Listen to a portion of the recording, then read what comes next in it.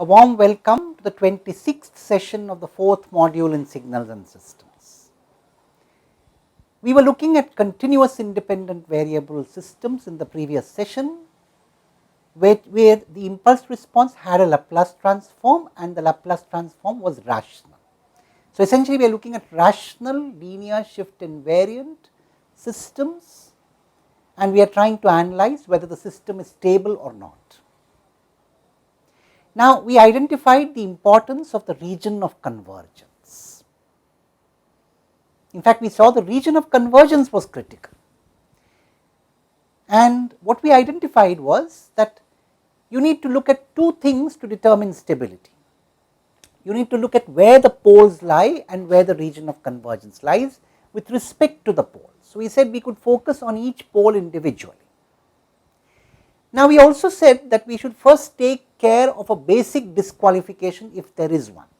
That is, if you have a system function and if you then do a long division and bring it into the form of quotient plus remainder by denominator, and if the quotient brings you integrators or differentiators into the system, there is immediate instability there.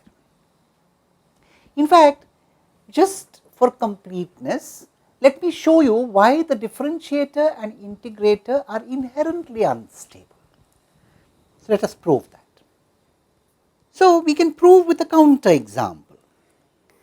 Let us consider a differentiator with input x t equal to sine of t squared.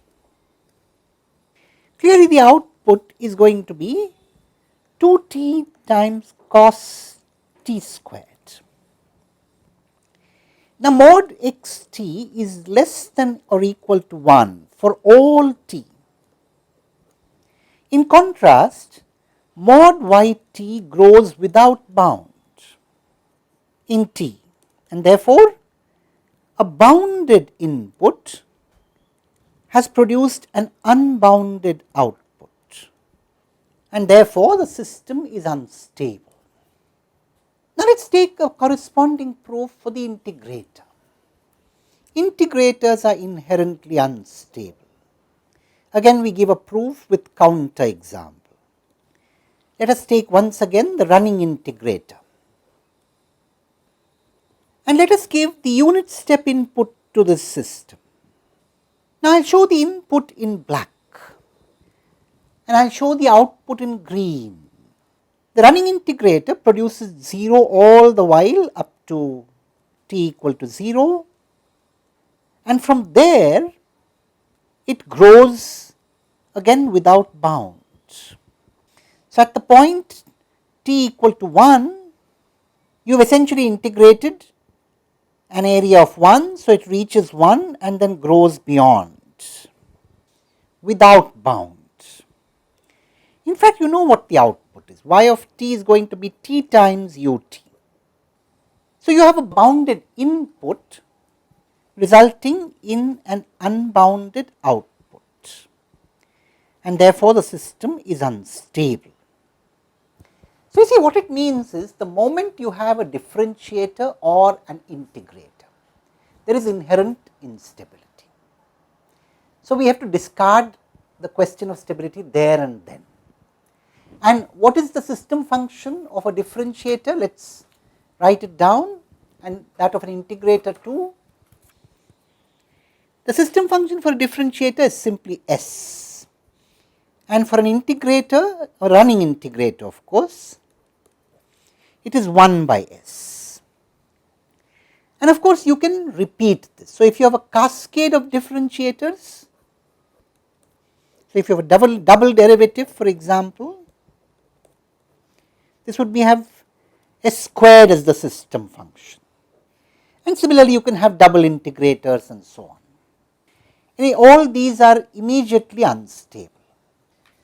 So, let us do away with them. So, let us assume that we do not have them and then look at the non-trivial discussion that follows. Otherwise, we have nothing to do. We do not even need to look at the quotient by the remainder and so on.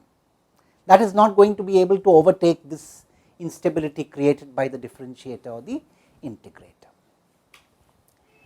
Now, let us assume they are not there, and that means the degree of the numerator is less than the denominator degree.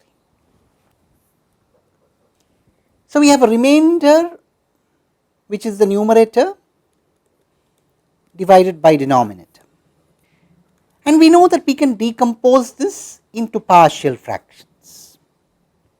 We can then invert. We have done all this, we do not have to review all the steps in gory detail, but we can invert each partial fraction term. Now, remember, we are going to consider distinct poles, you see, because if we have the pole repeated, we do not call them distinct poles. We can club together all the terms corresponding to a given pole and create a poly x term. The exponential parameter comes from the pole, and the polynomial comes from the coefficients in the partial fraction expansion. Now, what we need to do is to look at any one poly x term and see whether that poly x term can be annihilated or can be affected by the presence of the others. In other words, if one of those poly x terms has an exponential parameter that grows without bound, and a growing see, it is very clear. The region of convergence is either to the left of the pole or the right of the pole. If it is to the left of the pole, then you are going to get a left sided exponential term. Left sided does not immediately mean growing or decaying. It depends on the exponential term, it depends on the real part of the exponential term. For example, if the exponential term is e raised to the power 2t, it would be growing to the right and decaying to the left. If the exponential term is e raised to the power minus 2t, it would be growing to the left and decaying to the right. So, the question is, let us focus on one of these poly x terms. Suppose you discover that the exponential part of the poly x term is a growing exponential. Forget about the polynomial part. In fact, we can show that the growing or decaying nature. So, let me put this down formally. What I am saying is, focus on one poly x term. A simple lemma says the absolute integral of this poly x term diverges for a growing exponential, converges for a decaying exponential. The polynomial term has no role to play. The exercise for you is to demonstrate this. So, it does not matter if a pole is repeated. You only need to see whether it contributes a growing exponential or a decaying exponential. Now, the next question is, suppose you have a growing exponential coming from one of these exponential terms, poly x terms. Can one of the other poly x terms overcome that growth and render it null, in the sense when I take the overall impulse response, which is the sum of such poly x terms, if one of those poly x terms is growing without bound, can one of the other poly x terms bring it into control? The answer is no. That is the next subtle point here. So, lemma. The poly x terms are linearly independent. That means one poly x term cannot annihilate or overcome another. And more mathematically speaking, a linear combination of two poly x terms cannot be identically 0. The exercise for you is to demonstrate this again. So, where are we now? We are clear that the moment you have one of those poly x terms which grows without bound, your impulse response is going to be absolutely non-integrable and the system is going to become unstable. So, let us put that down too. We are saying one exponentially growing term, poly x term, and that growing or decaying has only to do with the exponential part, not with the polynomial part. one exponentially growing term makes that system unstable. Now, when will a poly-X term grow? There are two possibilities. A poly-X term would be exponentially growing. The pole is of positive real part and the region of convergence is to the right of the pole, or the pole is of negative real part and the region of convergence is to the left of the pole.